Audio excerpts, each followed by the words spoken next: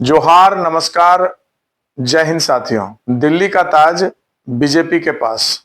आज का विषय है दिल्ली चुनाव में जिस प्रकार से प्रचंड बहुमत के साथ भारतीय जनता पार्टी पिछले 27 साल के बाद वापसी की है, इसी पर है। तो हम कह सकते हैं बीजेपी के पास दिल्ली का ताज मिल चुका है, लेकिन अब इस ताज के कौन होंगे हकदार, इस विषय पे हम बात करेंगे। आप सभी जानते हैं कि दिल्ली चुनाव में भारतीय जनता पार्टी को प्रचंड बहुमत के साथ 70 में से 48 सीटों पे विजय प्राप्त हुआ। ये वही भारतीय जनता पार्टी है जो पिछले लगातार 27 वर्षों से दिल्ली के ताज के लिए तरस रही थी, और अंततः ये जो पूरा हुआ है, ये 27 वर्षों के बाद दिल्ली में भारतीय जनता पार्टी को अवसर मिला है। अब है कि ये अवसर मिला है तो कैसे मिला है। तो एक तरफ इससे पूर्व जो मैंने विश्लेषण किया था, उसमें मैंने आप सभी को बताया था कि दिल्ली में इस बार क्या परिस्थिति है। मैंने अपने विश्लेषण के माध्यम से आप सभी को बताने का प्रयास किया था कि किस प्रकार से आम आदमी पार्टी इस बार जो है सो दिल्ली के चुनाव में संकट की स्थिति में खड़ी है। और ये संकट की स्थिति भारतीय जनता पार्टी के तरफ से नहीं खड़ी हुई है, वो अपने कारनामों के कारण इस बार दिल्ली चुनाव में हार का मुंह उनको देखना पड़ा। आम आदमी पार्टी का निर्माण एक संघर्ष और एक आंदोलन के बाद जिस प्रकार से हुआ था, और उस पे जनता ने भरोसा करके पहले बार ही सबसे अधिक सीटों के साथ चुनाव में अवसर दिया था। लगभग 28 सीटों पे जीत हासिल किया, और कांग्रेस के सहयोग से वो सत्ता में आए। और वो कार्यकाल पूरा 5 साल ना चल करके बीच में ही कार्यकाल भंग हो जाता है और पुनः चुनाव होता है। पुनः चुनाव के बाद उसमें आम आदमी पार्टी की जीत होती है, और वो सबसे पहले 5 साल चलाने वाली सरकार आम आदमी पार्टी की बनती है अरविंद केजरीवाल के नेतृत्व में।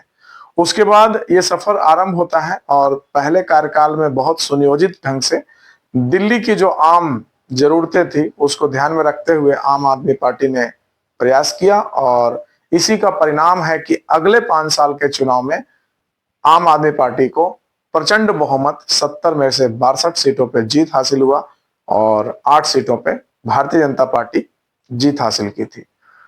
इस बीच लगातार 27 वर्षों से भारतीय जनता पार्टी अपने योजनाओं में असफल हो रही थी, लेकिन इस बार सफलता का क्या कारण है। तो हम कह सकते हैं कि इस बार भारतीय जनता पार्टी को सफल होने के लिए ये चुनाव, दिल्ली का चुनाव जो है, उसको बहुत ही बारीकियों पे अध्ययन किया। इसके पहले का जो चुनाव था, आप देखे होंगे कि उसमें पूर्वांचली, और हम कह सकते हैं कि विशेष रूप से बिहार, झारखंड और यूपी के जो वोटर थे उनको रिझाने का प्रयास किया गया। और दिल्ली के दिल में जो मूल वोटर उसके रह चुके हैं पहले, जाट समुदाय के, सिख समुदाय के, पंजाबी समुदाय के, या अन्य अन्य राज्यों से, दिल्ली एक ऐसा जगह है जहां पूरे भारत से लोग निवास करते हैं। और वहां पर जो है सो भारतीय जनता पार्टी 27 साल के दरमियान में जो भी चुनाव हुए उसमें उन सभी को साधने में असफल हुई। शुरुआती तौर में भारतीय जनता पार्टी की सबसे बड़ी नेता दिल्ली में सुषमा स्वराज और साहेब सिंह वर्मा के रूप में रहे, जो मुख्यमंत्री कार्यकाल अच्छे से चलाए, और उस समय तक भारतीय जनता पार्टी दिल्ली में बनी रही। और वहां उस समय जो चुनाव चला उसमें कांग्रेस और बीजेपी के बीच में ही चला। लेकिन जब अन्ना हजारे का आंदोलन चला और उसके बाद जो परिस्थितियां बनी, तो इन सभी उसके बाद के जो भी चुनाव हुए उसमें आम आदमी पार्टी दिल्ली के लगभग सीटों पे अपना कब्जा रखा और सत्ता में बरकरार रहा।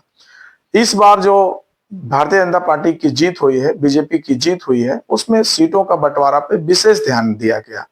इस बार 11 जाट नेताओं को टिकट दिया गया, जिसमें 11 के 11 जीते। ब्राह्मणों को भी अच्छी संख्या में टिकट दिया गया, वो भी जीते। पूर्वांचल के वोटरों को भी साधने के लिए उनको लगभग आधा दर्जन के आसपास सीटों को दिया गया, और वो भी जीतने में सफल हुए। और इस प्रकार से हम कह सकते हैं यहाँ तक कि उत्तराखंड के भी वोटरों को साधने का प्रयास किया गया और उनकी भी जीत हुई। तो एक कंप्लीट मैनेजमेंट हम कह सकते हैं कि दिल्ली चुनाव में भारतीय जनता पार्टी इस बार बहुत ही बारीकियों पे अध्ययन किया, दिल्ली के सभी वोटरों को मिजाज को समझा, और मिजाज को समझते हुए सीट बंटवारा पे विशेष रूप से ध्यान रखा। और उसका ये परिणाम हुआ कि 62 में से 48 सीट बीजेपी के पास आई। तो ये सारी परिस्थितियां रही कि दिल्ली के चुनाव में इस बार का जो ताज है वो बीजेपी के पास है। लेकिन अब है कि बीजेपी के उस ताज के हकदार कौन है। तो इसमें ऐसे तो बहुत सारे नाम चलते हैं और भारतीय जनता पार्टी चौंकाने के लिए जानी जाती है लगातार मोदी जी के आने के बाद, जब से प्रधानमंत्री नरेंद्र मोदी बने हैं। और उसके बाद पहले से जो स्थापित नेता हैं उनको आप ये नहीं कह सकते हैं कि वो मुख्यमंत्री बन जाएंगे।